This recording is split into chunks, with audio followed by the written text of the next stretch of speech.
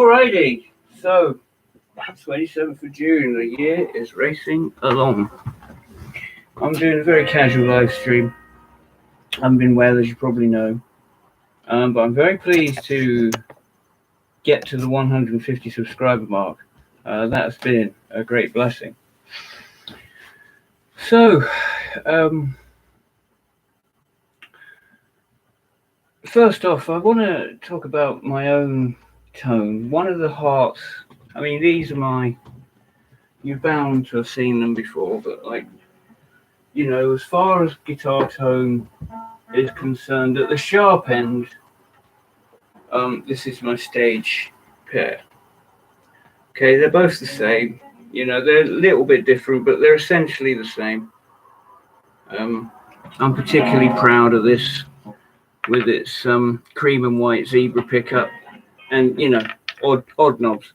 I try and do my own little style. I mean, I don't go overboard, but I like to do my own thing. Nearly every guitar that I own has some little personal touch, cosmetically, usually like the knobs and switches around that area.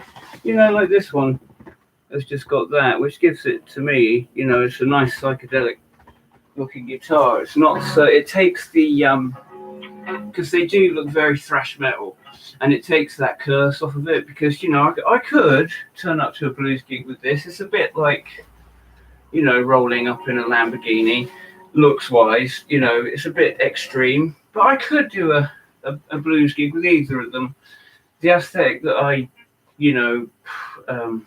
adopted very much with a view to sort of just taking, that thrash curse off, just lessening it a bit. And I think, I've done that. One looks a bit more, that looks like the black one looks very 70s, sort of like hard rock or glam. This one looks very sort of like 90s, early 2000s psychedelic, sort of new metal maybe. But anyway, I adore this model. I love the shape. I love this long upper arm. I love this almost insect. Someone said it looked like a stag beetle. I love that. But yeah, this sort of like organic, sharp look. And yet it is a normal guitar. So, it's like I've got that thing. I love the Explorer from the first time I ever saw it. The Flying V obviously captures everybody's heart that loves rock and roll. And like the BC Rich shapes. Oh, I fell in love. I mean, I wasn't, happy until I owned a BC Rich Warlock. And that is still one of my favorite shapes. I adore all the BC Rich shapes, but the Warlock, yeah, does something. I'm getting soon, touch wood, secondhand, from, give you a shout out, Mark, fucking good fella, good dude, loves his gear, loves his heavy metal guitars, like, got an interesting taste, and left-handed, so, that very much, that's the thing, like, making, because he's like a new friend in the guitar world, and making friends with a left-handed player, cool, it does make you feel a bit for them. Their choices are so much more limited, even just like doing like a Telecaster project, with like a TE30 Harley Benton, and he's bought a couple, and they've had to be the same color, and that if you'd have done it or I'd have done it, we'd have got two different colors for the sake of it. And I know it's only a petty thing, but he has a lot less of a trough to scoop from compared to like right-handed players, and I do feel for you, Mark, for that. But great guy, pleased to meet him. Great supporter of the channel and all things guitar. But hopefully buying my Floyd Rose guitar, as you know, like I've gone on about it at length, the tone palette and whatnot. And at last getting a Floyd Rose guitar routed properly for a proper, floating trem. So I'm very much looking forward to that. It's going to be a build, because it's kind of going to be like a body, neck, and a bag of bits. So it's going to be a build, and I can't wait. It's going to be a lot of fun. And really, that really only leaves us now with the hollow body, and we're there. And I do very much want to put a line in the sand. I don't want to just endlessly collect guitars. The whole point is for tones in the tonal palette. And, there is an end.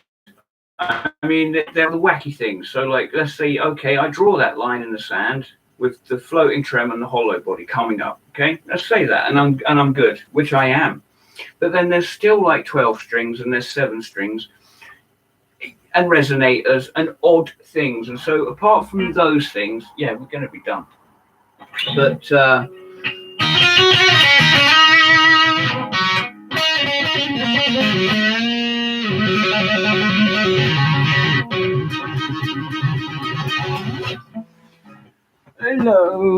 hello, Christopher, coming in from Michigan, one of the Halen lads. Good man.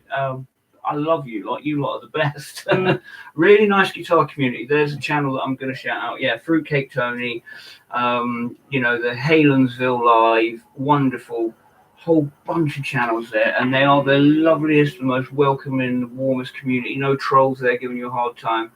Nobody's shitting on your fucking gear and all that. Like, what you do get with some guitar communities are not particularly pleasant places to be. I'm not going to name names, but it won't take you long. But yeah, so I'm going to talk about, you know, what makes up my awful tone. And well, the heart of it, yeah. So it's this guitar configuration. Humbucker at the bridge. You know, this is for chugging and whatnot. You can do it with a single coil, you can, but you don't see many heavy metal guitar players that have a single coil at the bridge. The second is a Fender amp. Very solid pedal platform, generally speaking, because this goes back to when I used to have to hire backline, and I was a Marshall guy. And it wasn't always possible to take your own backline, and it would inevitably be valve state, and I'd be left struggling with a wasp in a fucking Coke can. It was an awful fucking sound. That amp has made such a comeback, and it baffles me. I despise that amp. But it turns out one of my favorite players, Chuck Schuldiner from Death, and I love that band, that's what he used. And it's like, oof. Which just goes to show, you know, it's like, if you go to ZZ Top's rig rundown and you're like a trad blues guy, because I mean, I can't go too light on the strings. A lot of these guitars here have still got the strings on, you know, when I've got a bunch of free ones, and they're a bit light. I like 10 to 52s, I tune to E flat. I can't go any lighter than that, and I have fairly, you know, I have a reasonably high action, not stupidly high. But, you know, if anyone, like, comes from the Stevie Ray Vaughan sort of Jeff Beck school of guitar playing, you will not understand the ZZ Top using valve states and eights and down tuned to D. So this thing is, I don't know how they sound amazing, but they run contrary to everything I know about generating that, in particular, that sort of sound. So heart of the rig, yeah, Fender amps, they cut through, and I'm making a big sweeping generalization there. Because I haven't even specified tube, valve. I like them both. Bones Owens.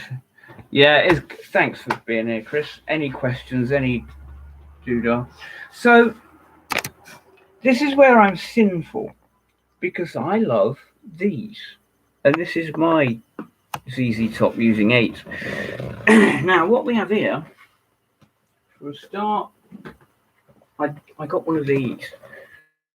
You know, I no longer have